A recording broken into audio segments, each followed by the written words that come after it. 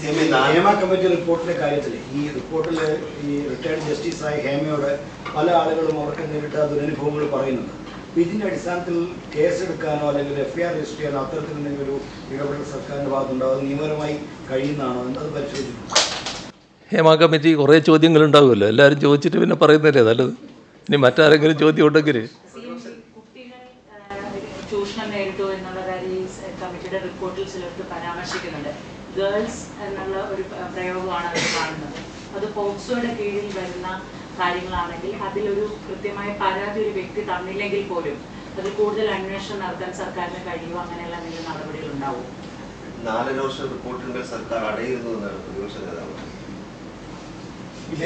നമ്മുടെ existing law പ്രകാരം ഒരു സ്ത്രീ ഒരു നോട്ടം കൊണ്ട് പോലും സ്വന്തം മാനസികമായിട്ടോ അല്ലെങ്കിൽ ശാരീരികമായിട്ടോ ബുദ്ധിമുട്ട് തോന്നിയാൽ അറസ്റ്റ് ചെയ്ത് ജയിലിൽ അടയ്ക്കണം നിയമമുള്ള നാട്ടിൽ 4 വർഷമായിട്ട് ഇത്തരം വളരെ ഗുരുതരമായ ആരോപണങ്ങളുടെ റിപ്പോർട്ടിൽ എന്തുകൊണ്ട് നമുക്ക് FIR രജിസ്റ്റർ ചെയ്യാനോ അല്ലെങ്കിൽ ഇത്തരം അക്യൂസ്ഡ് ആയിട്ടുള്ള ആളുകൾക്ക് ഇങ്ങനെ മൂവ് ചെയ്യാനോ പറ്റിയില്ല? അതൊരു വലിയ ചോദ്യമാണെന്ന് എല്ലാവർക്കും വരുന്നത്. ദിലീപിനെ പോലെ പ്രബലനായ ഒരു സിനിമാ താരത്തെ അറസ്റ്റ് ചെയ്തിട്ട് സർക്കാരാണ് ആദ്യ സർക്കാർ. ഇപ്പോൾ അതിനു മുകളിലുള്ള ആളുകൾ ഇതിലുള്ളതുകൊണ്ടാണോ ഈ നടപടി എടുക്കാതെ പോയത് ചോദ്യമാണ് CMന്റെ ക്യാബിനറ്റിലുള്ള ഒരു മന്ത്രിയുടെ പേര് അതിൽ പരാമർശിച്ചിട്ടുണ്ട്. കേസെടുക്കണം എന്നാവശ്യപ്പെട്ടുള്ള ഒരു പരാതി ഇന്ന് DGP ഇന്നലെ പോയിരുന്നു. അതിപ്പോൾ ADGPക്ക് അത് കൈമാറി എന്നാണ് പറയുന്നത്. മന്ത്രി എന്നുള്ളത് ഗണേഷ് കുമാറിനെതിരെയാണ് അത്ര ഒരു ആരോപണം വരുന്നത്. അത് ശ്രദ്ധയിൽപ്പെട്ടിട്ടുണ്ട്. താങ്കൾ പറഞ്ഞ ചൂഷണം ചെയ്യുന്നവർക്കൊപ്പമല്ല ചൂഷണം ചെയ്യപ്പെടുന്നവർക്കൊപ്പമാണ് സർക്കാർ ഇന്നും നിൽക്കുന്നത് എന്ന്. എന്നാൽ എന്തുകൊണ്ടാണ് 4 വർഷമായിട്ടും ഇത് പരിഗണിക്കാതിരുന്നത്? ഈ റിപ്പോർട്ടിലെ ഒരു പ്രധാനപ്പെട്ട ഭാഗങ്ങൾ സ്വാഭാവികം മാറ്റി നിർത്തിയാണല്ലോ വരുന്നത്. തെളിവുകൾ അതിനൊപ്പം ഉണ്ടായിരുന്നല്ലോ ഹേമ കമ്മിറ്റി സമർപ്പിക്കുമ്പോൾ. അപ്പം അത് മുഴുവൻ പരിശോധിച്ചുകൊണ്ട് ഒരു അന്വേഷണത്തിന് സർക്കാർ തയ്യാറാകും. ഈ ഭാഗത്തൊരു ചോദ്യമേ ഉള്ളൂ, വേറെ കൂടുതലുണ്ടോ? ഇനി ഏകദേശം ആയി തോന്നുന്നു അല്ലേ? ഇതിലാദ്യത്തെ പ്രശ്നം ഇത് പൂഴ്ത്തിയോ എന്നുള്ളതാണ്. ഇതിൽ ഒരു പൂഴ്ത്തലും ഉണ്ടായിട്ടില്ല. ഇപ്പോൾ ഹേമ കമ്മിറ്റി റിപ്പോർട്ടിൽ പലരുടെയും സ്വകാര്യതയെ ബാധിക്കുന്ന പരാമർശങ്ങളുണ്ട്. അതുകൊണ്ട് തന്നെ ഇത് പുറത്തുവിടാൻ പാടില്ല എന്ന് ആവശ്യപ്പെട്ടുകൊണ്ട് ജസ്റ്റിസ് ഹേമ തന്നെ 2020 ഫെബ്രുവരി 19 സർക്കാരിന് കത്ത് നൽകിയിരുന്നു. ഇവിടെ തങ്ങളുടെ കമ്മിറ്റി മുൻപാകെ സിനിമാ മേഖലയിലെ ചില വനിതകൾ നടത്തിയത് തികച്ചും രഹസ്യാത്മകമായ വെളിപ്പെടുത്തലുകളാണ്. ആയതിനാൽ യാതൊരു കാരണവശാലും താനടങ്ങുന്ന കമ്മിറ്റി തയ്യാറാക്കിയ റിപ്പോർട്ട് പുറത്തുവിടാൻ പാടില്ല എന്ന് ജസ്റ്റിസ് ഹേമ കത്തിൽ ആവർത്തിച്ച് ആവശ്യപ്പെട്ടിരുന്നു. അവരുടെ കത്തിലെ പ്രധാന ഭാഗം ഞാൻ ഉദ്ധരിക്കാം.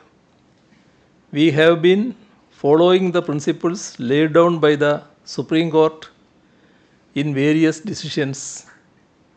In keeping the matter extra confidential, it would also take the liberty to alert you to follow these principles before parting with the report to anybody in a routine manner.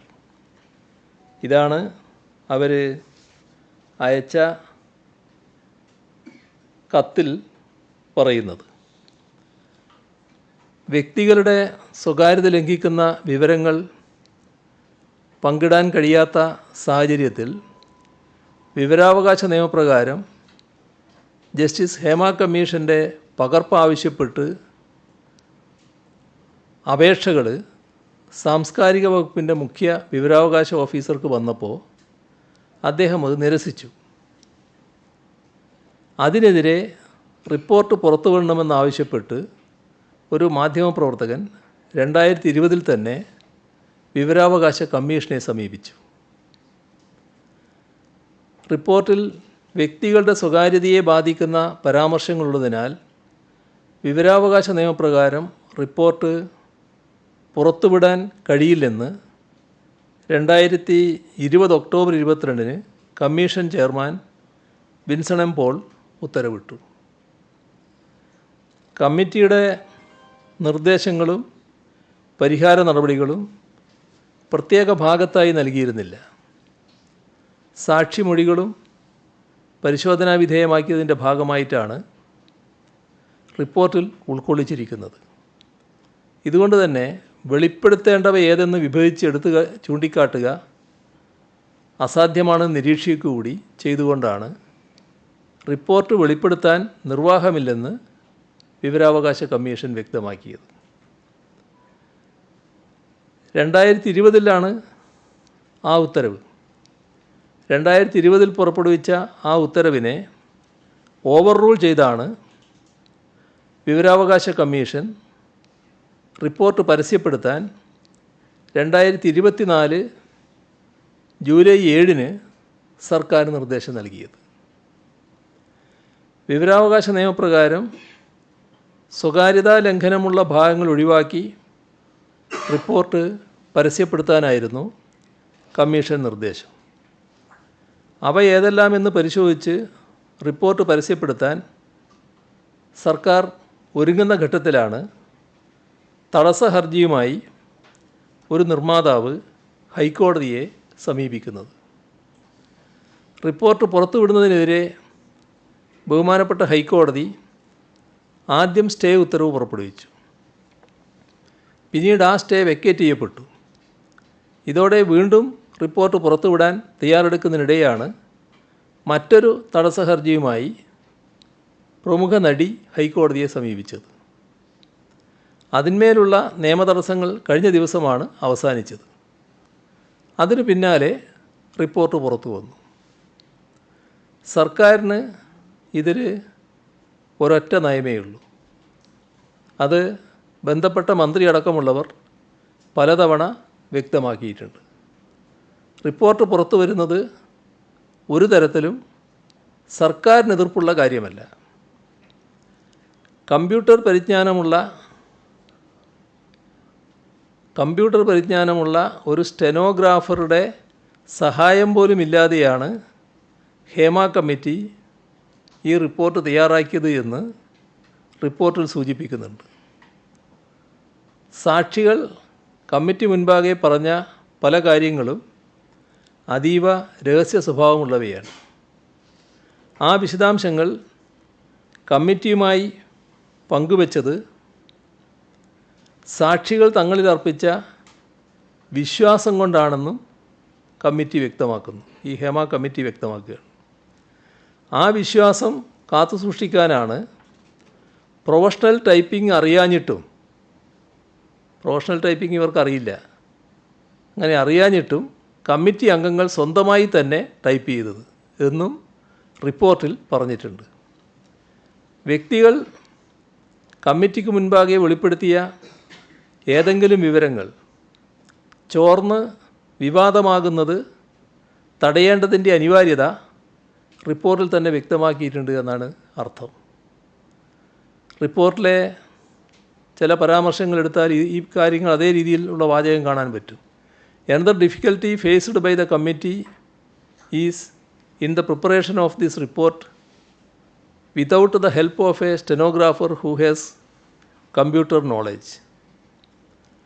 പിന്നെ ഒരു ഭാഗത്ത് പറയാണ്, we wanted to prevent any information which was disclosed to the committee from being leaked out and becoming a controversy even before filing of the report before the government.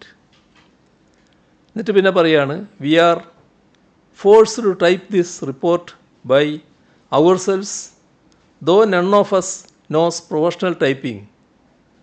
This we find a tedious task. സിനിമയിൽ നിന്നുള്ള നിരവധി വ്യക്തികൾ കമ്മിറ്റിക്ക് മുൻപാകെ ഉന്നയിച്ച വിവിധ ആരോപണങ്ങളുടെ sensitive സ്വഭാവവും അവ പരസ്യമായാൽ അവർ അഭിമുഖീകരിക്കേണ്ടി വന്നേക്കാവുന്ന പ്രത്യാഘാതങ്ങളും കണക്കിലെടുത്ത് സാക്ഷികളുടെ മൊഴികൾക്ക് പരിപൂർണ രഹസ്യാത്മകത ഉറപ്പുവരുത്താൻ കമ്മിറ്റി ശ്രമിച്ചതായും റിപ്പോർട്ടിൽ ചൂണ്ടിക്കാണിച്ചിട്ടുണ്ട്. അപ്പോൾ കമ്മിറ്റി തന്നെ ഇത് പുറത്തുവിടാൻ പാടില്ല എന്നുള്ള നിർബന്ധത്തിലായിരുന്നു. അപ്പോൾ വസ്തുത ഇതായിരിക്കെ സർക്കാർ പൂഴ്ത്തിവെച്ചു എന്ന് പറയുന്നതിൽ എന്തർത്ഥമാണുള്ളത്? സർക്കാരിന് ചെയ്യാൻ കഴിയുന്ന എല്ലാ കാര്യങ്ങളും ചെയ്തിട്ടുണ്ട്, ഇനിയും ചെയ്യുകയും ചെയ്യും. ചലച്ചിത്ര മേഖലയിലെ എല്ലാതരം നിയമവിരുദ്ധ, സ്ത്രീവിരുദ്ധ പ്രവണതകളെ ശക്തമായി തന്നെ നേരിടും. അതിനുള്ള നിശ്ചയദാർഢ്യം സർക്കാരിനുണ്ട്, അത് തെളിയിക്കപ്പെട്ടതുമാണ്. ഇവിടെ ഇതുമായി ബന്ധപ്പെട്ട് പോലീസ് സ്വീകരിച്ച നടപടികളെക്കുറിച്ച് കാണേണ്ടത്, വനിതാ കമ്മീഷൻ്റെ ഒരു കത്തിൻ്റെ അടിസ്ഥാനത്തിലാണ് പോലീസ് സാംസ്കാരിക വകുപ്പിനോട് റിപ്പോർട്ടിൻ്റെ പകർപ്പ് ആവശ്യപ്പെട്ടത്. ആ കത്തിന് നൽകിയ മറുപടിയിൽ സാംസ്കാരിക വകുപ്പ് അഡീഷണൽ സെക്രട്ടറി ഇങ്ങനെ രേഖപ്പെടുത്തുന്നു. സാംസ്കാരിക വകുപ്പ് അഡീഷണൽ സെക്രട്ടറി രേഖപ്പെടുത്തിയത് നേരത്തെ പരാമർശിച്ച ജസ്റ്റിസ് ഹേമ അവർക്കയച്ച കത്തിൻ്റെ ഭാഗമായിട്ടാണ്. അതിലവർ പറഞ്ഞല്ലോ, I would also take the liberty to alert you to follow these principles എന്ന് പറഞ്ഞൊരു ഭാഗം ഞാൻ പറഞ്ഞില്ലേ, അതിൻ്റെ ഭാഗമായിട്ടാണ് സാംസ്കാരിക വകുപ്പിൻ്റെ അഡീഷണൽ സെക്രട്ടറി സംസ്ഥാന ഡി ജി പിയെ കാര്യങ്ങൾ അറിയിക്കുന്നത്. ആ അറിയിച്ച കാര്യം ഞാൻ ഉദ്ധരിക്കാം. ഈ റിപ്പോർട്ടിലെ ഉള്ളടക്കം രഹസ്യമായി സൂക്ഷിക്കേണ്ടതിൻ്റെ ആവശ്യകത സംബന്ധിച്ച് ജസ്റ്റിസ് ഹേമ നൽകിയ സൂചന 2 കത്തിൻ്റെ പകർപ്പും ഈ റിപ്പോർട്ട് വിവരാവകാശ നിയമപ്രകാരം ലഭ്യമാക്കേണ്ടതില്ല എന്ന് വ്യക്തമാക്കി മുഖ്യ വിവരാവകാശ കമ്മീഷൻ പുറപ്പെടുവിച്ച സൂചന 3 ഉത്തരവിൻ്റെ പകർപ്പും കൂടി ഇതോടൊന്നിച്ചുണ്ട്. ഈ റിപ്പോർട്ടിൻ്റെ ഉള്ളടക്കം കോൺഫിഡൻഷ്യലായി സൂക്ഷിക്കാൻ അഭ്യർത്ഥിക്കുന്നു. അപ്പോൾ ഒരു പൊതു സ്വഭാവത്തിൽ കൈകാര്യം ചെയ്യാൻ പാടില്ല എന്നാണ് ഈ പറഞ്ഞതിൻ്റെ അർത്ഥം. അപ്പോൾ രഹസ്യമായി സൂക്ഷിക്കണം എന്നാവർത്തിച്ച് ആവശ്യപ്പെടുന്ന ഒരു രേഖയാണ് പോലീസിന് ലഭിച്ചത്. അതിനടിസ്ഥാനം ജസ്റ്റിസ് ഹേമയുടെ തന്നെ കത്താണ്. ഈ റിപ്പോർട്ടിൻ്റെ അടിസ്ഥാനത്തിൽ സർക്കാർ വിവിധ നടപടികൾ സ്വീകരിച്ചിട്ടുണ്ട്. ആ നടപടികളെല്ലാം ഇവിടെ നേരത്തെ പറഞ്ഞു കഴിഞ്ഞിട്ടുണ്ട്. ഇതിലെ ഏതെങ്കിലും വിഷയം കേസെടുത്ത് അന്വേഷിക്കണം എന്ന ശുപാർശ ജസ്റ്റിസ് ഹേമയുടെ കമ്മിറ്റി വെച്ചിട്ടില്ല. അതിനപ്പുറം മൊഴി നൽകിയവരുടെ സ്വകാര്യത സംരക്ഷിക്കണമെന്ന ആവശ്യം കൃത്യമായി രേഖപ്പെടുത്തിയിട്ടുമുണ്ട്.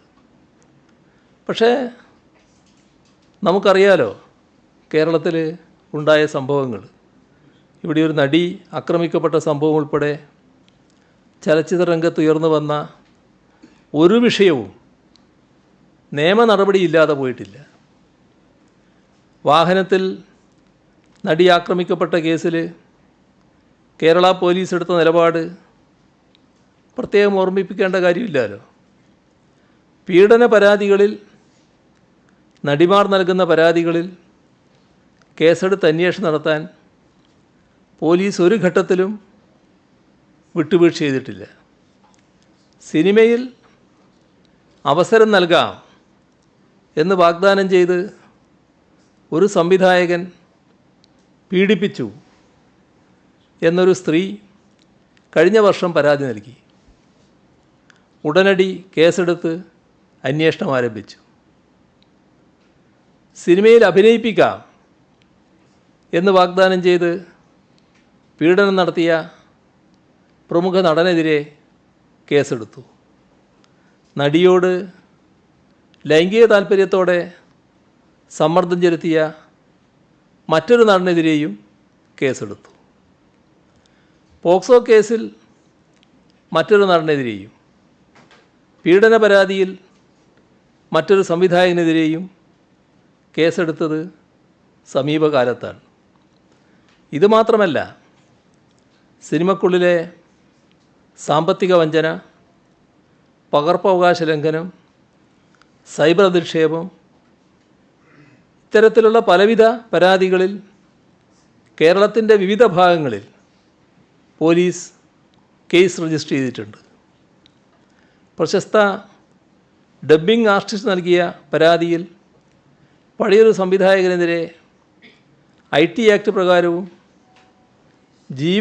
ജീവന് ഭീഷണിയുണ്ട് എന്ന് കാട്ടി പ്രമുഖയായ നടി നൽകിയ പരാതിയിൽ പ്രസിദ്ധനായ മറ്റൊരു പരസ്യ സംവിധായകനെതിരെയും എതിരെ കേസെടുത്തത് ഓർമ്മിക്കേണ്ട കാര്യമാണ്.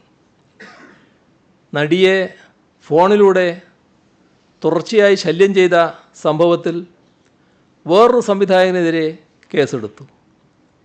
ഇങ്ങനെ പരാതി ലഭിച്ച എല്ലാ കേസുകളിലും മുഖം നോക്കാതെയുള്ള നടപടിയാണ് പോലീസ് സ്വീകരിച്ചത്. ഒരു കാര്യം വ്യക്തമാക്കാൻ ഈ ഘട്ടത്തിൽ ആഗ്രഹിക്കുകയാണ്. ജസ്റ്റിസ് ഹേമ കമ്മിറ്റി റിപ്പോർട്ടുമായി ബന്ധപ്പെട്ട് മൊഴി നൽകിയ ഏതെങ്കിലും വനിത പരാതി നൽകാൻ തയ്യാറായി മുന്നോട്ട് വന്നാൽ സർക്കാരിൽ നിന്ന് ഉചിതമായ ഇടപെടലുണ്ടാകും.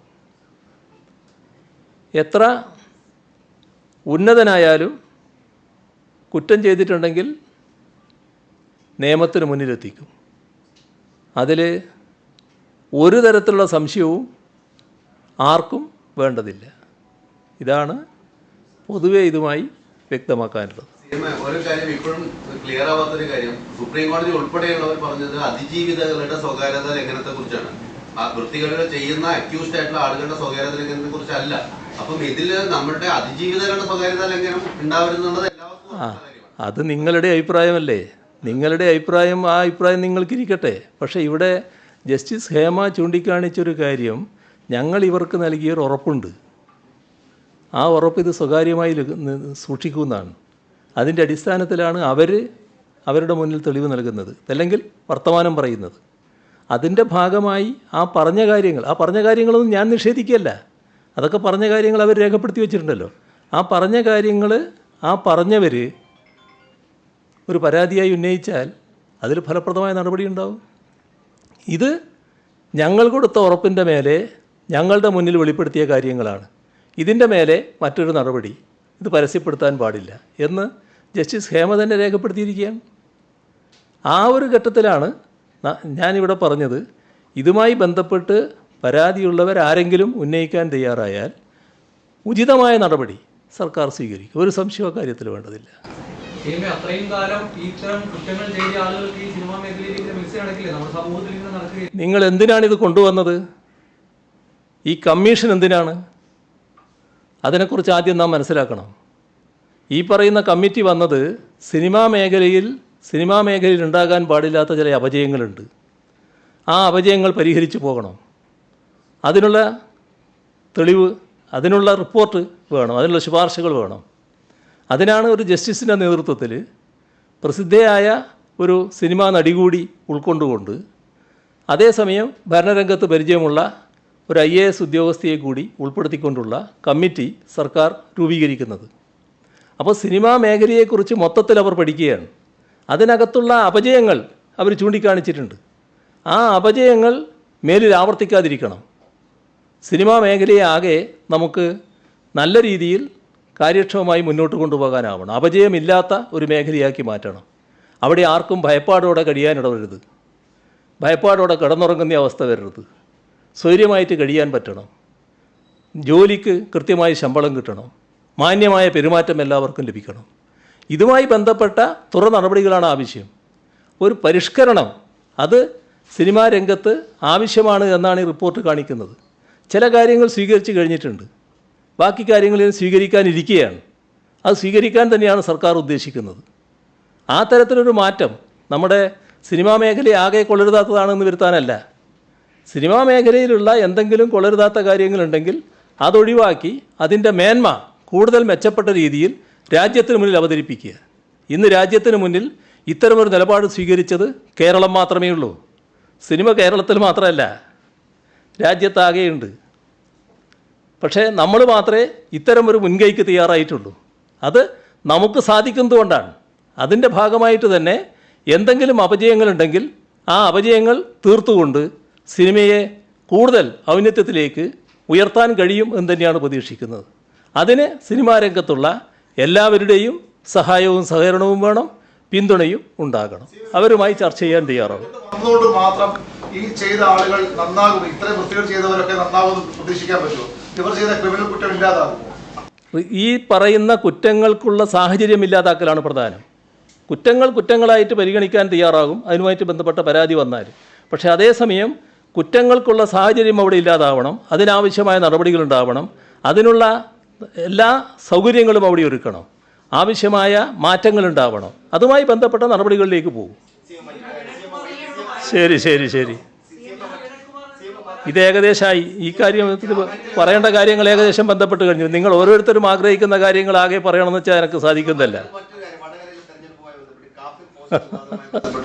അതിനകത്ത് ആദ്യം പോസ്റ്റ് ചെയ്തത് ഡിവൈഎഫ്ഐയുടെ ഒരു പ്രാദേശിക നേതാവാണ് എന്ന വിവരം പുറത്തു വന്നിട്ടുണ്ട്. ഒരു ഇടതുപക്ഷ നേതാവിന് ചെയ്യാൻ പറ്റുന്ന പ്രവർത്തിയാണ് അത്. ഇടതുപക്ഷത്തെ മൊത്തത്തിൽ അതൊക്കെ ഞാൻ നേരത്തെ ഇവിടെ തന്നെ ഞാൻ പറഞ്ഞതാണ്. പോലീസ് കൃത്യമായി അന്വേഷിക്കുകയാണ്. ആ അന്വേഷണ റിപ്പോർട്ടിൻ്റെ ഭാഗമായിട്ടുള്ള കാര്യങ്ങളാണ് പുറത്തു വന്നിട്ടുള്ളത്. അതുമായി ബന്ധപ്പെട്ടുള്ള അന്വേഷണം തുടരുകയാണ്. ഒരു സംശയവും വേണ്ട. എന്താണോ യഥാർത്ഥ കാര്യങ്ങൾ അത് പുറത്തു കൊണ്ടുവരും. അതുമാത്രമാണ് എനിക്കതുമായി ബന്ധപ്പെട്ട് പറയാനുള്ളത്. കമ്മിറ്റിയുടെ റിപ്പോർട്ട് ഒരു 5 ദിവസം മുന്നേ സമയം ചോദിച്ചിട്ടുണ്ട്. അത് കിട്ടിയിട്ടുണ്ടോ? 20 ദിവസം മുന്നോടിയായിട്ട് റിപ്പോർട്ട് ആവശ്യപ്പെടുക. എക്സ്പേർട്ട് കമ്മിറ്റിയുടെ റിപ്പോർട്ട് എൻ്റെ കയ്യിൽ വന്നില്ല. പക്ഷേ അത് ഏതെങ്കിലും തരത്തിൽ വന്നോ എന്നുള്ളത് എൻ്റെ ശ്രദ്ധയിൽപ്പെട്ടിട്ടില്ല. പക്ഷേ വലിയ താമസം ഉണ്ടാകില്ല എന്നാണ് തോന്നുന്നത്. വയനാട് ഉരുൾപൊട്ടലിൽ ദുരിതബാധിതരായവരെ നടപടികൾ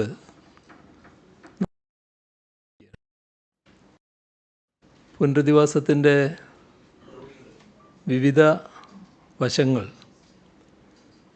ദുരന്തബാധിത പ്രതികരണ രംഗത്തെ വിദഗ്ധരുമായും ദുരന്ത മേഖലയിലെ ജനപ്രതിനിധികളുമായും ചർച്ച ചെയ്യാൻ ഉദ്ദേശിക്കുന്നുണ്ട്. അതിന് സംസ്ഥാന ചീഫ് സെക്രട്ടറിയെ ചുമതലപ്പെടുത്തിയിരിക്കുകയാണ്. ബന്ധപ്പെട്ട എല്ലാവരുടെയും അഭിപ്രായം അറിയാനാണ് ഉദ്ദേശിക്കുന്നത്.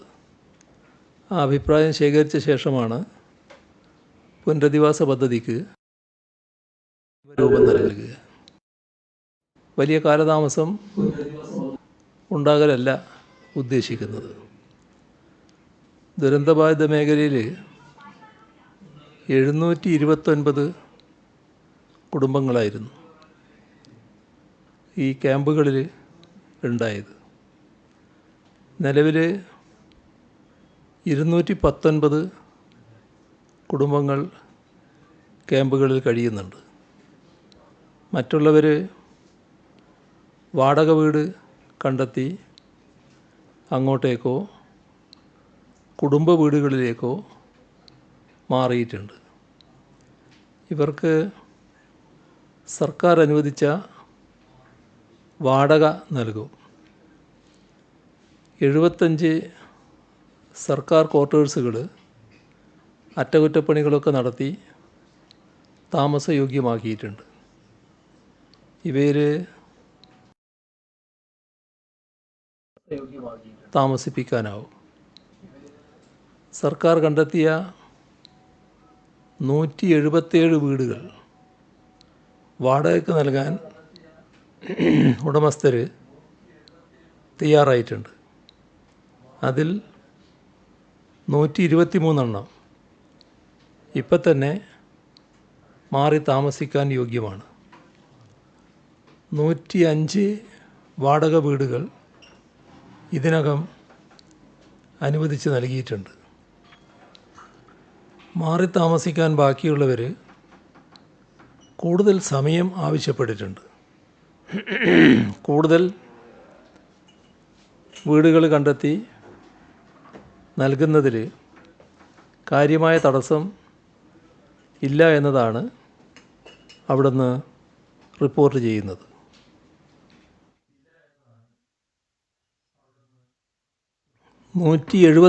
പേരുടെ മൃതദേഹങ്ങളാണ് ഇതുവരെ തിരിച്ചറിഞ്ഞത്. 17 കുടുംബങ്ങളിൽ ഒരാളും അവശേഷിക്കുന്നില്ല. ഈ കുടുംബത്തിൽ നിന്ന് 65 പേരാണ് മരണമടഞ്ഞത്. 5 പേരുടെ നെസ്റ്റ് ഓഫ് കിന്നെ കണ്ടെത്താനാവാത്ത സ്ഥിതിയാണ്. DNA പരിശോധനാ ഫലത്തിനായി കാത്തിരിക്കുന്നു. മരണപ്പെട്ട 59 പേരുടെ ആശ്രിതർക്ക് SDRF നിന്നും 4 ലക്ഷം രൂപയും CMD 2 ലക്ഷവും അടക്കം 6 ലക്ഷം രൂപ വീതം ഇതിനകം വിതരണം ചെയ്തിട്ടുണ്ട്. 691 കുടുംബങ്ങൾക്ക് അടിയന്തര ധനസഹായമായി 10,000 രൂപ വീതം വിതരണം ചെയ്തു. ഇതിനു പുറമെ 172 പേരുടെ മരണാനന്തര ചടങ്ങുകൾക്കായി 10,000 രൂപ വീതം കുടുംബങ്ങൾക്ക് കൈമാറി.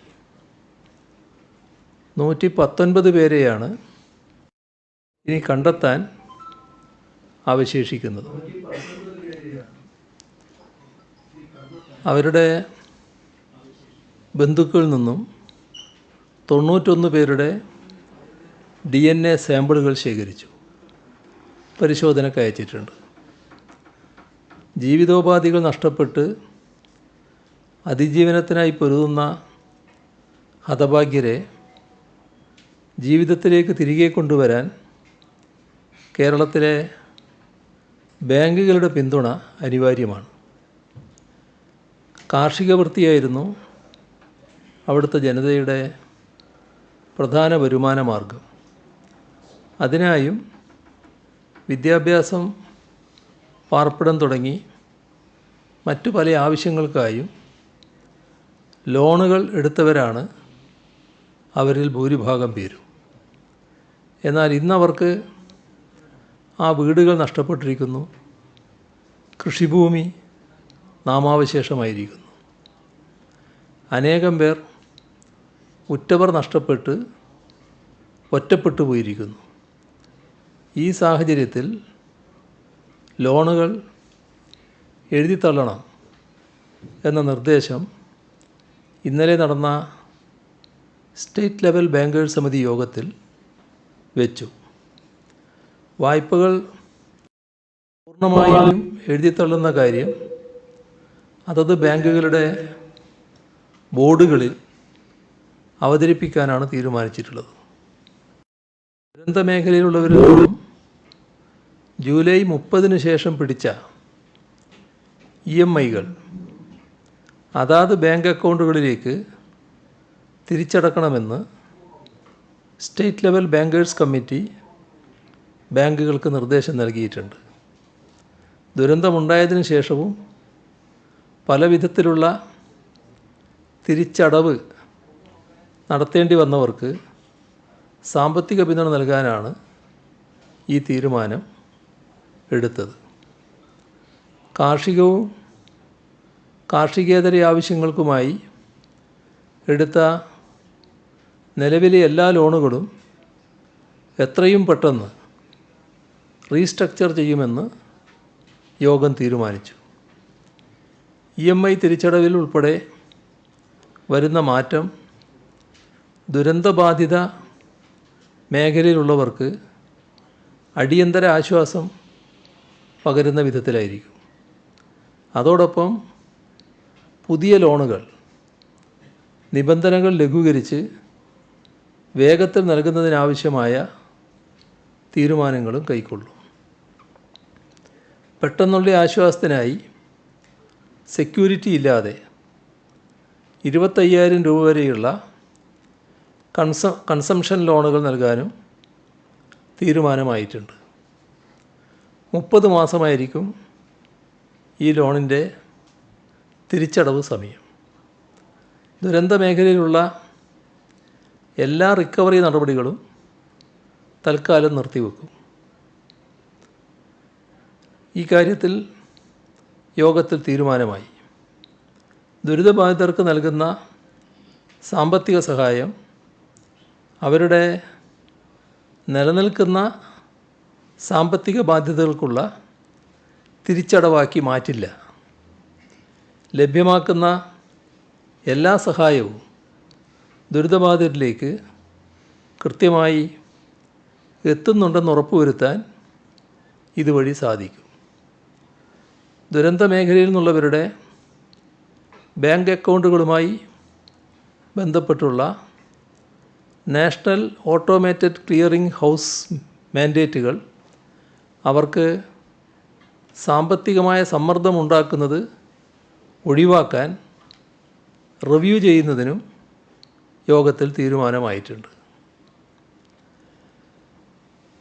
വയനാട് ദുരന്തത്തിൻ്റെ പശ്ചാത്തലത്തിൽ സംസ്ഥാന സർക്കാരിൻ്റെ ആഭിമുഖ്യത്തിൽ നടക്കുന്ന ഓണാഘോഷത്തിൻ്റെ ഭാഗമായുള്ള വാരാഘോഷ പരിപാടി ഒഴിവാക്കിയിട്ടുണ്ട്. പക്ഷേ നാം കാണേണ്ടത് ഓണം കേരളത്തിൻ്റെ ആകെ ഉത്സവമാണ്. എല്ലാ ജനവിഭാഗങ്ങളും ഒത്തുചേരുന്ന ഓണാഘോഷം നാടിൻ്റെ ഐക്യത്തിൻ്റെയും സാഹോദര്യത്തിൻ്റെയും പ്രതിഫലനമാണ്. വയനാടിനായി നമ്മൾ എപ്പോഴത്തേക്കാളും ഒരുമിച്ച് നിൽക്കേണ്ട ഈ ഘട്ടത്തിൽ അതിനുള്ള ഊർജവും പ്രചോദനവും നൽകാൻ ഓണത്തിന് സാധിക്കും. ആ സന്ദേശം ഉൾക്കൊണ്ട് മാനവഹൃദയങ്ങളാകെ ഒരുമിക്കുന്ന മനോഹര സന്ദർഭമാകട്ടെ ഇത്തവണത്തെ ഓണാഘോഷം.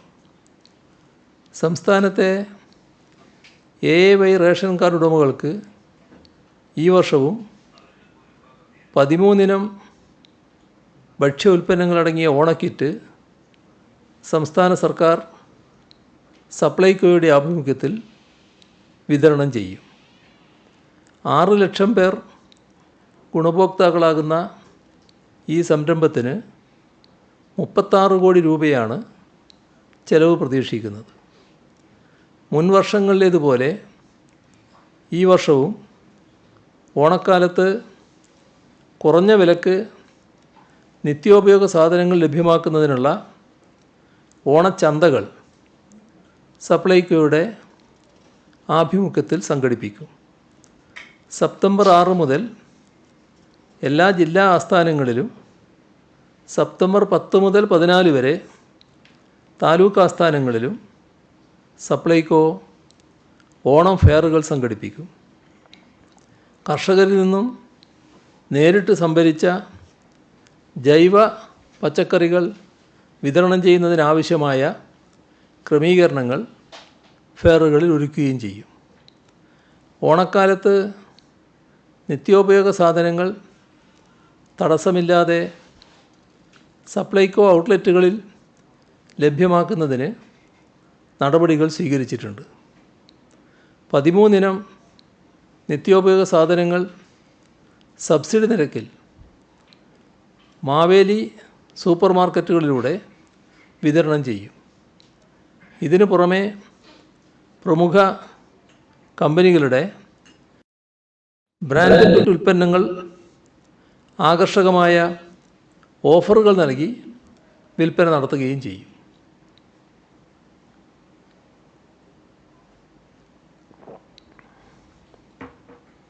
സെപ്റ്റംബർ 7 മുതൽ 14 വരെ ഒരാഴ്ച നീണ്ടു നിൽക്കുന്ന 1500 ചന്തകളാണ് കൺസ്യൂമർ ഫെഡ് നടത്തുക. ഇതിൽ 73 എണ്ണം ത്രിവേണി സ്റ്റോറുകളിലൂടെയും ബാക്കിയുള്ളത് സഹകരണ ബാങ്കുകൾ മുഖേനയുമാണ് നടത്തുക.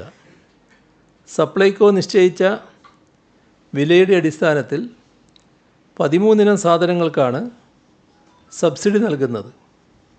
10 മുതൽ 40% വരെ വിലക്കുറവിൽ ത്രിവേണികളിൽ സാധനങ്ങൾ ലഭ്യമാണ്. കേരളത്തിലെ ഖാദി ഉൽപ്പന്നങ്ങളുടെ വിൽപ്പന പ്രോത്സാഹിപ്പിക്കുന്നതിന് തുണിത്തരങ്ങൾക്ക് 30% വരെ റിബേറ്റ് നൽകി വരുന്നു. ഈ വർഷം ഓഗസ്റ്റ് 8 മുതൽ സെപ്റ്റംബർ 14 വരെയാണ് ഓണം റിബേറ്റ് മേള. കേരളത്തിൽ ഖാദി മേഖലയിൽ പണിയെടുക്കുന്ന 15,000 തൊഴിലാളികൾക്ക് തുടർച്ചയായി ജോലിയും ആനുകൂല്യങ്ങളും ലഭിക്കുവാൻ റിബേറ്റ് വിൽപ്പന സഹായകമാവും. ഈ ബജറ്റിൽ റിബേറ്റ് നൽകാനായി 15 കോടി രൂപ അനുവദിച്ചിട്ടുണ്ട്. ഓണത്തോടനുബന്ധിച്ച് സംസ്ഥാനത്തെ സഹകരണ മേഖലയിൽ പ്രവർത്തിക്കുന്ന കൈത്തറി സംഘങ്ങൾക്കും നെയ്ത്തുകാർക്കും പ്രചോദനപ്രദമായ രീതിയിൽ ഓഗസ്റ്റ് 23 മുതൽ സെപ്റ്റംബർ 14 വരെ കൈത്തറി തുണി റിബേറ്റോടുകൂടി വിൽപ്പന നടത്തും. ഓണക്കാലത്ത് സർക്കാർ ആഭിമുഖ്യത്തിലുള്ള ആഘോഷമാണ് വേണ്ടാന്ന് വെച്ചിട്ടുള്ളത്. ബാക്കി എല്ലാ കാര്യങ്ങളും മുറ പോലെ നടക്കും. അതുകൊണ്ട് തന്നെ കലാകാരന്മാരും കച്ചവടക്കാരും സാധാരണ ജനങ്ങളാകെയും ഓണവുമായി ബന്ധപ്പെട്ട് പ്രയാസപ്പെടുന്ന നിലയുണ്ടാകില്ല. അങ്ങനെ ചില ആശങ്കകൾ ഉയർന്നു വന്നതുകൊണ്ടാണ് ഈ ഭാഗം ഈ രീതിയിൽ പറയുന്നത്. കയർഫെഡ് ഓഗസ്റ്റ് 5 മുതൽ സെപ്റ്റംബർ 30 വരെ അവരുടെ കയർ ഉൽപ്പന്നങ്ങൾക്ക് പരമാവധി 23% ഇളവ് നൽകും. മെത്തകൾക്ക് പരമാവധി 50% വരെ ഇളവുണ്ടാകും.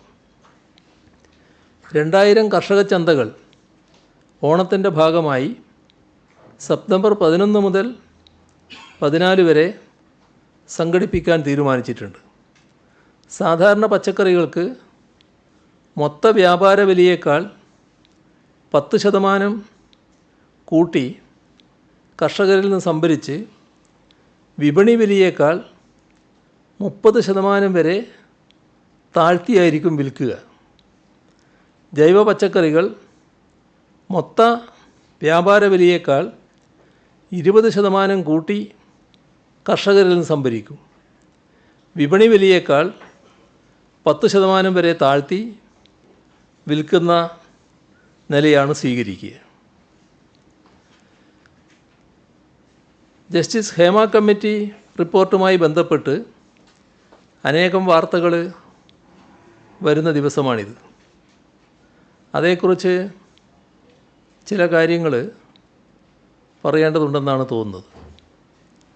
നമ്മുടെ രാജ്യത്ത് തന്നെ ആദ്യമായാണ് ചലച്ചിത്ര മേഖലയിലെ സ്ത്രീകൾ അഭിമുഖീകരിക്കുന്ന പ്രശ്നങ്ങളെക്കുറിച്ച് പഠിക്കാൻ ഒരു സംസ്ഥാന സർക്കാർ ഇത്തരമൊരു സമിതിയെ നിയോഗിക്കുന്നത്.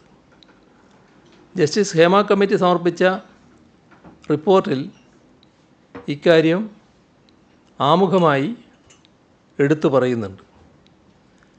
അത് ഉദ്ധരിച്ചാൽ ഇങ്ങനെയാണ്: it is for the first time that A government in this country has ventured upon such a novel task, and we are glad to be a part of this journey.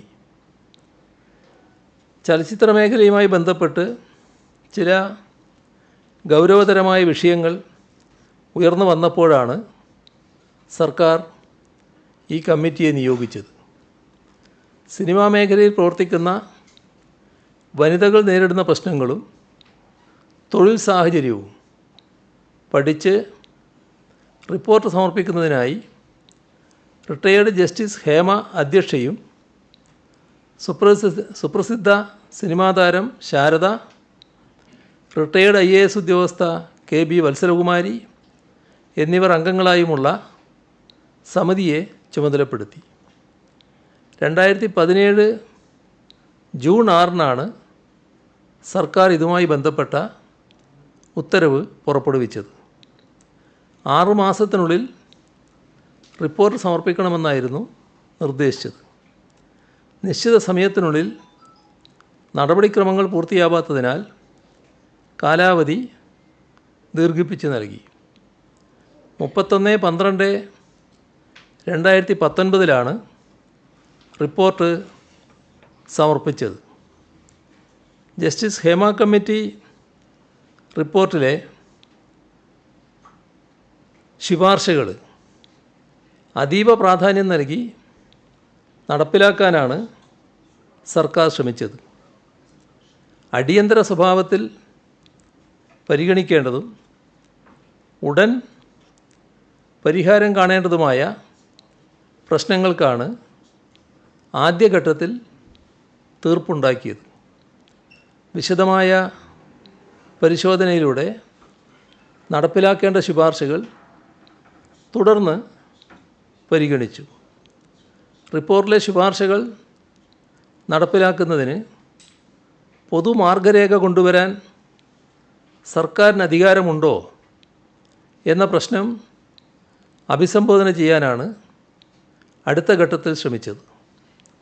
Cinema വ്യവസായ മേഖലയിൽ internal complaint committee രൂപീകരിക്കുക എന്നത് അടിയന്തര സ്വഭാവത്തോടെ നടപ്പിലാക്കുന്നു എന്ന് ഉറപ്പാക്കിയിട്ടുണ്ട്. Cinema മേഖലയിൽ പ്രവർത്തിക്കുന്ന സ്ത്രീകളുടെ പ്രധാന ആവശ്യമായിരുന്നു അത്.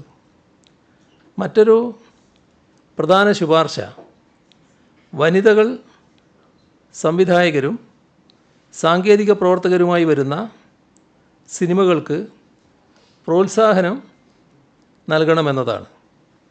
ക്രിയാത്മകമായ ഇടപെടലാണ് ഇതിൽ സർക്കാർ നടത്തിയത്. അതിനായി ബജറ്റ് വിഹിതം നീക്കിവെച്ചു. പ്രതിവർഷം വനിതകളുടെ വിഭാഗത്തിൽ 2ഉം പട്ടികജാതി പട്ടികവർഗ വിഭാഗത്തിൽ 2ഉം സിനിമകൾക്ക് പരമാവധി 1.5 കോടി രൂപ നൽകാൻ തീരുമാനിച്ചു. നിലവിൽ 4 സിനിമകൾ സർക്കാരിൻ്റെ ധനസഹായത്തോടെ വനിതാ സംവിധായകരും സാങ്കേതിക പ്രവർത്തകരും ചേർന്ന് പുറത്തിറക്കി.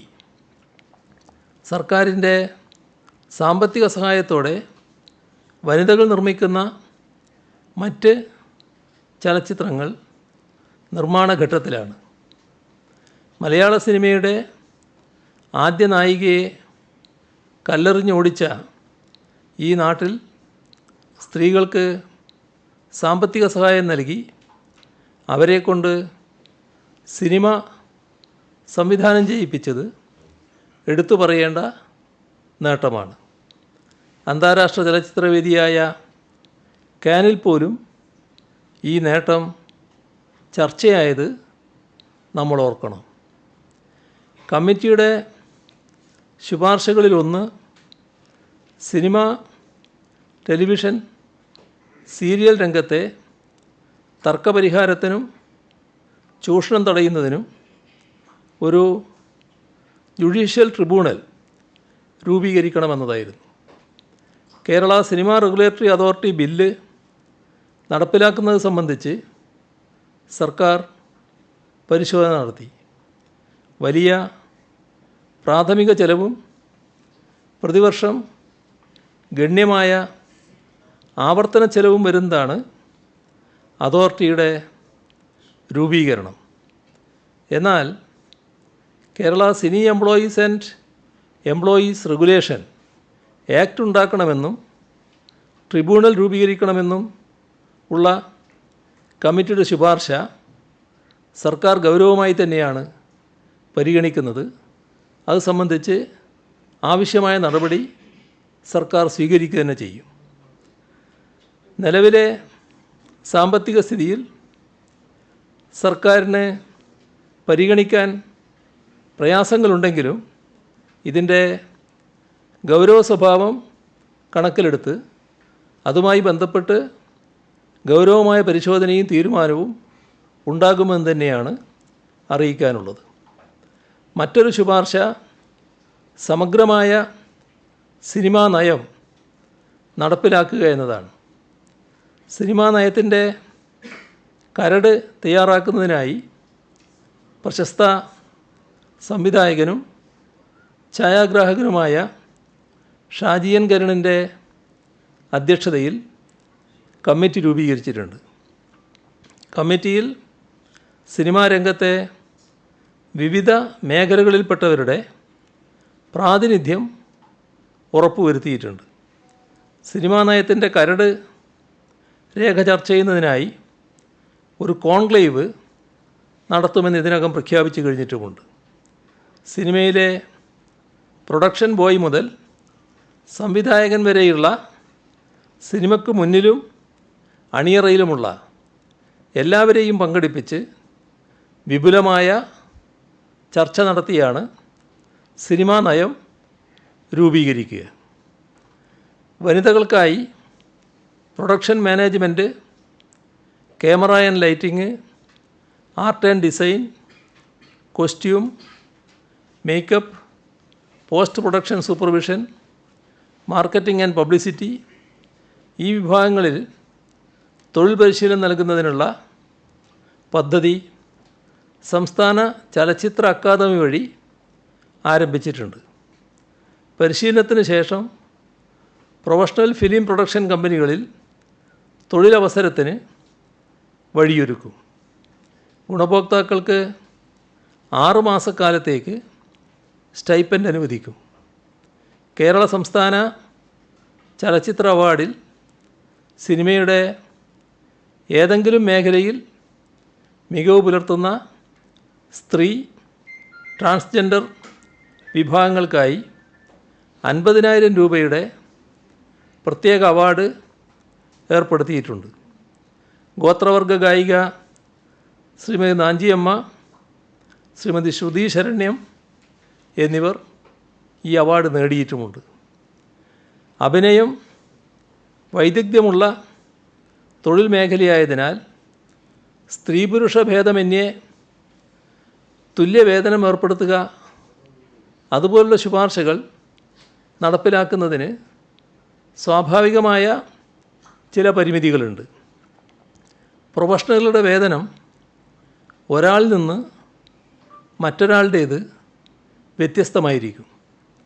പ്രൊഫഷണലായ സിനിമാ താരത്തിൻ്റെ ശമ്പളവും തുടക്കക്കാരനായ നടൻ്റെയോ നടിയുടെയോ ശമ്പളവും ഒന്നാവണമെന്ന് ആഗ്രഹിക്കാമെങ്കിലും നടപ്പിലാക്കുന്നതിന് പ്രായോഗിക തടസ്സമുണ്ടാകും. മാത്രമല്ല, നിയന്ത്രണത്തിൻ്റെ പേര് പറഞ്ഞ് ആവിഷ്കാര സ്വാതന്ത്ര്യത്തിനും തൊഴിൽ നൈപുണ്യത്തിനുമെല്ലാം അനാവശ്യ മാർഗരേഖകൾ കൊണ്ടുവരുന്നത് സിനിമയ്ക്ക് ഹിതകരമാവുകയുമില്ല. മദ്യം, മയക്കുമരുന്ന് പോലെയുള്ള ആശ്വാസകരമല്ലാത്ത പ്രവൃത്തികൾ തടയണം, ലൈംഗിക അതിക്രമങ്ങൾ തടയണം തുടങ്ങിയ ഗൗരവമേറിയ കാര്യങ്ങളാണ് റിപ്പോർട്ടിലെ മറ്റ് ശുപാർശകൾ. അതിനെല്ലാം ഇപ്പോൾ തന്നെ ക്രമസമാധാന രംഗത്ത് പ്രവർത്തിക്കുന്ന ഏജൻസികൾക്ക് ഫലപ്രദമായി ഇടപെടാൻ കഴിയും, ഇടപെടുന്നുമുണ്ട്. ഷൂട്ടിംഗ് സ്ഥലങ്ങളിലെല്ലാം ഈ ടോയ്ലറ്റുകൾ, സുരക്ഷിതമായ ഡ്രസ് ചേഞ്ചിങ് മുറികൾ, സിനിമയുമായി ബന്ധപ്പെട്ട് താമസിക്കുകയും യാത്ര ചെയ്യുകയും ചെയ്യേണ്ടി വരുന്ന സ്ത്രീകളുടെ സുരക്ഷ സംബന്ധിച്ച കാര്യങ്ങൾ എന്നിവയിലെല്ലാം സർക്കാരിന് മാത്രമായി തീരുമാനങ്ങൾ എടുക്കാൻ കഴിയുന്നതല്ല. സിനിമാ മേഖലയിലെ പ്രശ്നങ്ങൾ ചർച്ച ചെയ്യുന്ന കോൺക്ലേവിൽ ഇതാകെ ചർച്ച ചെയ്യാവുന്നതാണ്. സിനിമാ മേഖല കുത്തഴിഞ്ഞതാണെന്നോ അതിലെ സാങ്കേതിക പ്രവർത്തകരും നടീനടന്മാരുമാകെ അസാൻമാർഗിക സ്വഭാവം വെച്ച് പുലർത്തുന്നവരാണോ ഉള്ള അഭിപ്രായം സർക്കാരിനില്ല. ഒരു റിപ്പോർട്ടിൻ്റെ ഭാഗമായി സിനിമയിലെ ചിലർക്കുണ്ടായ തിക്താനുഭവങ്ങൾ വെച്ച് 94 വർഷത്തെ പൈതൃകമുള്ള മലയാള സിനിമാ രംഗത്തെ വിലയിരുത്തരുത്. പ്രമേയത്തിൻ്റെ ശക്തിസ്ഥിരത കൊണ്ട് മനുഷ്യകഥാനുഗായികളായ എത്രയോ നല്ല ചലച്ചിത്രങ്ങൾ ജനിച്ച മണ്ണാണിത്. ലോക സിനിമാ ഭൂപടത്തിൽ മലയാളത്തിൻ്റെ ശക്തിയും സൗന്ദര്യവും എത്രയോ വട്ടം അടയാളപ്പെടുത്തപ്പെട്ടിട്ടുമുണ്ട്. നൂതനമായ പരീക്ഷണങ്ങൾ കൊണ്ട് വ്യതിരിക്തമായ സിനിമാ ഭാഷയ്ക്ക് വ്യാകരണം ചമച്ച നാടാണ് കേരളം. അത്തരം ഒരു ഭാഷയിലെ ചലച്ചിത്ര രംഗത്തെ ആകെ ചെളിവാരി എറിയും തരം ആക്ഷേപങ്ങൾ നമ്മുടെ നാടിൻ്റെ സിനിമാ പുരോഗതിക്ക് ചേരില്ല. എന്നാൽ അപലഷണീയമായ ഏതെങ്കിലും പ്രവണതകളുണ്ടോ? അതിനോട് യാതൊരു സന്ധിയും ഉണ്ടാവുകയുമില്ല. വിദ്യാസമ്പന്നരും പുരോഗമന വീക്ഷണവുമുള്ളവരാണ് നമ്മുടെ നാട്ടിലെ മഹാഭൂരിപക്ഷം സിനിമാ പ്രവർത്തകരും. സിനിമാ തിരക്കഥയുടെ ഭാഗമായി വില്ലന്മാരുണ്ടാകാം. പക്ഷേ സിനിമാ വ്യവസായത്തിൽ വില്ലന്മാരുടെ സാന്നിധ്യം ഉണ്ടാകാൻ പാടില്ല. സിനിമയിൽ അഭിനയിക്കാൻ വരുന്ന ചെറുപ്പക്കാരും ചെറുപ്പക്കാരികളും പുതിയ കാലഘട്ടത്തിൻ്റെ പ്രതിനിധികളാണ്. അപ്രഖ്യാപിതമായ വിലക്കുകൾ കൊണ്ട് ആർക്കും ആരെയും ഇല്ലാതാക്കാൻ കഴിയില്ലെന്നാണ് ഈ തലമുറ നമ്മളോട് പറയുന്നത്. സിനിമക്കുള്ളിലെ അനഭിലഷണീയമായ പ്രവണതകളെ ചോദ്യം ചെയ്യാനും എടുക്കുന്ന ജോലിക്ക് മാന്യമായ വേതനം ഉറപ്പുവരുത്താനും സിനിമയിലെ സംഘടനകൾ മുൻകൈയെടുക്കണം. സിനിമക്കുള്ളിൽ സിനിമാ കഥയെ വെല്ലുന്ന തിരക്കഥകൾ പാടില്ല. മാന്യമായ പെരുമാറ്റവും മെച്ചപ്പെട്ട തൊഴിലന്തരീക്ഷവും ഉറപ്പുവരുത്തുന്നില്ലെങ്കിൽ മലയാള സിനിമയ്ക്ക് മുന്നോട്ട് പോകാൻ കഴിയില്ല. ലോബിയിങ്ങിൻ്റെ ഭാഗമായി കഴിവുള്ള നടീനടന്മാരെ ഒറ്റപ്പെടുത്തുകയോ അവരുടെ അവസരങ്ങൾ നിഷേധിക്കപ്പെടുന്ന സാഹചര്യമോ ഉണ്ടാവരുത്. ആശയപരമായ അഭിപ്രായ ഭിന്നതകൾ സിനിമയെ ശക്തിപ്പെടുത്താൻ വേണ്ടിയുള്ളതാവണം.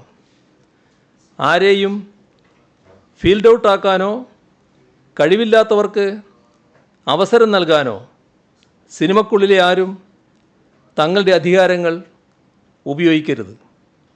കഴിവും സർഗാത്മകതയും തന്നെയായിരിക്കണം സിനിമയിലെ എല്ലാതരം സാങ്കേതിക പ്രവർത്തനത്തിൻ്റെയും മാനദണ്ഡം. ഗ്രൂപ്പുകളോ കോക്കസുകളോ ഭരിക്കുന്നതാവരുത് സിനിമ.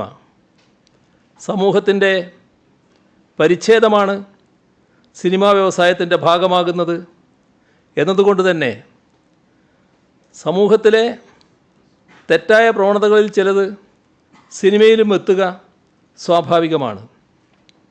സിനിമക്കുള്ളിലെ ചൂഷണം അത് ലൈംഗികമായ ചൂഷണമാണെങ്കിലും സാമ്പത്തികമായതാണെങ്കിലും മാനസിക ചൂഷണമാണെങ്കിലും ഒരു കാര്യം വ്യക്തമാക്കാൻ ആഗ്രഹിക്കുകയാണ്. ചൂഷകർക്കൊപ്പമല്ല, മറിച്ച് ചൂഷണം ചെയ്യപ്പെടുന്നവരോടൊപ്പമാണ് സർക്കാർ ഉണ്ടാവുക. ഇരക്ക് നിരുപാധികമായ ഐക്യദാർഢ്യവും വേട്ടക്കാരനെതിരെ സന്ധിയില്ലാത്ത പോരാട്ടവുമാണ് ഈ സർക്കാരിൻ്റെ മുഖമുദ്ര. അത് ഒരിക്കലല്ല പലവട്ടം ഈ സർക്കാർ സ്വന്തം പ്രവൃത്തി കൊണ്ട് അടയാളപ്പെടുത്തിയിട്ടുള്ളതുമാണ്. വയനാട് ദുരന്തത്തിൻ്റെ പശ്ചാത്തലത്തിൽ നാടിൻ്റെ നാനാഭാഗത്തു നിന്നും നിർലോഭമായ സഹായ സഹകരണങ്ങളാണ് ലഭിക്കുന്നത്. കുട്ടികളുടെ നാണയത്തുട്ടുകൾ മുതൽ കോടികൾ വരെയുള്ള സംഭാവനകൾ വരുന്നുണ്ട്. ശസ്ത്രക്രിയക്കായി മാറ്റിവെച്ച തുക സംഭാവന ചെയ്തവരുണ്ട്. മരണാനന്തര ചടങ്ങുകൾക്കും വിവാഹത്തിനുമായി സ്വരുക്കൂട്ടി വെച്ച തുക സംഭാവന ചെയ്ത കുടുംബങ്ങളുണ്ട്. കേരള കത്തോലിക്ക ബിഷപ്പ് കൗൺസിൽ സർക്കാരിൻ്റെ ദുരിതാശ്വാസ പദ്ധതികൾക്ക് പ്രോത്സാഹനമായി കൂടെ നിന്ന് സഹകരിക്കുമെന്നും അതിൻ്റെ ഭാഗമായി 100 വീടുകൾ പുനരധിവാസത്തിനായി നിർമ്മിച്ച് നൽകുമെന്നും അറിയിച്ചിട്ടുണ്ട്. വീടും വരുമാനമാർഗവും നഷ്ടപ്പെട്ട കുടുംബങ്ങൾക്ക് അടിയന്തര സാമ്പത്തിക സഹായം നൽകുമെന്നും KCBC പ്രസിഡന്റ് കർദിനാൾ ബസേലിയോസ് ക്ലിമീസ് ബാവ അറിയിച്ചിട്ടുണ്ട്. എല്ലാവരും സ്വയം തീരുമാനിച്ച് സഹായഹസ്തം നീട്ടുകയാണ്. കഴിഞ്ഞ ദിവസം ഉണ്ടായ ഒരനുഭവം ഈ കൂട്ടത്തിൽ ശ്രദ്ധയിൽപ്പെടുത്തുന്നത് നല്ലതാണെന്ന് തോന്നുന്നു. ഒരു പ്രത്യേക അനുഭവമാണ്. തമിഴ്നാട്ടിലെ റോട്ടറി ക്ലബ്ബ് ഭാരവാഹികളിൽ ചിലർ ഇവിടെ ഓഫീസിലെത്തിയിരുന്നു. 1 കോടി രൂപയുടെ ചെക്ക് അവർ കൈമാറി. പിന്നീട് പരിശോധിച്ചപ്പോഴാണ് ഫ്യൂച്ചർ ഗെയിമിംഗ് എന്നാണ് ആ ചെക്കിൽ കണ്ടത്. അപ്പോൾ വ്യക്തമായില്ലേ? അതെ, സാന്റിയാഗോ മാർട്ടിൻ്റെ അടുത്ത ബന്ധുക്കളാണ് ചെക്ക് ഇവിടെ നൽകിയത് എന്നാണ് അതോടെ മനസ്സിലാക്കാനായത്. ആരുടേതാണ് എന്ന് വ്യക്തമാക്കാതെ വരുന്ന ഇത്തരം സംഭാവനകളും കൂട്ടത്തിലുണ്ട് എന്ന് മാത്രം പറയുകയാണ്. Kerala school teachers association KSTA 1,57,40,836 രൂപ നൽകിയിട്ടുണ്ട്. ടാറ്റ കൺസ്യൂമർ പ്രോഡക്ട്സ് ലിമിറ്റഡ് 50 ലക്ഷം രൂപ, Kannan Devan hills plantation private limited 50 ലക്ഷം രൂപ, Kannan Devan hills plantation private limited ജീവനക്കാർ 57,74,000 രൂപ. ഇതെല്ലാം അവരുടെ MDയും തൊഴിലാളി യൂണിയൻ പ്രതിനിധികളും കൂടി ഇവിടെ വന്ന് നേരിട്ട് തന്നതാണ്. ഓത്തോ ക്രിയേഷൻ മൂവാറ്റുപുഴ 1 ലക്ഷം രൂപ, തലയാർ ടീ കമ്പനിയിലെ ജീവനക്കാരുടെ ഒരു ദിവസത്തെ ശമ്പളം 3,09,004 രൂപ, മൂന്നാർ സർവീസ് കോപ്പറേറ്റീവ് ബാങ്ക് 5 ലക്ഷം രൂപ, ഏലംകുളം സർവീസ് സഹകരണ ബാങ്ക് 5,55,555 രൂപ, പേരൂർക്കട സർവീസ് സഹകരണ ബാങ്ക് 50 ലക്ഷം, ഹൃദ്രോഗ വിദഗ്ധൻ ഡോക്ടർ KM ചെറിയാനും ഡോക്ടർ KMC ഹോസ്പിറ്റൽ ജീവനക്കാരും ചേർന്ന് 11 ലക്ഷം, കേരള ഖാദി ഗ്രാമവ്യവസായ ബോർഡ് 10 ലക്ഷം, മല്ലപ്പള്ളി ബ്ലോക്ക് പഞ്ചായത്ത് 10 ലക്ഷം, ഖാദി ഗ്രാമവ്യവസായ ബോർഡ് പെൻഷനേഴ്സ് അസോസിയേഷൻ 3,86,401 രൂപ, Khadi board employees association 2,50,000, Kerala Khadi village and industries federation 2,35,000, ലക്ഷദ്വീപിലെ അഗത്തി സ്കൂൾ 1,40,60 രൂപ, യൂണിവേഴ്സിറ്റി അഡ്മിഷൻ നെറ്റ്വർക്ക്സ് എറണാകുളം ആദ്യ ഗഡു 1,04,000 രൂപ, ഗ്രോവെയർ എഡ്യൂക്കേഷണൽ സൊല്യൂഷൻ 1 ലക്ഷം രൂപ, UK-യിലെ ന്യൂ പോർട്ട് മലയാളി ഫ്രണ്ട്സ് കൂട്ടായ്മ 71,500 രൂപ, cent John CM model high school ബിൻഡുമില്ലി Andhra Pradesh 50,000 രൂപ. ഇത്രയും വിവരങ്ങളാണ് ഇന്ന് പങ്കുവെക്കാനുള്ളത്. അവർ പോയല്ലോ, നമ്മളെ കയ്യിലല്ലേ ഇത്. അത് കിട്ടി. റോട്ടറി ക്ലബിൻ്റെ ആൾക്കാരല്ലേ വരുന്നത്, അപ്പോൾ റോട്ടറിയുടെ വർത്തമാനമൊക്കെ പറയുന്നുണ്ട്. അങ്ങനെ വാങ്ങി അവർ പോയി. പിന്നെ നോക്കുമ്പോഴാണല്ലോ ഈ കാര്യം കാണുന്നത്.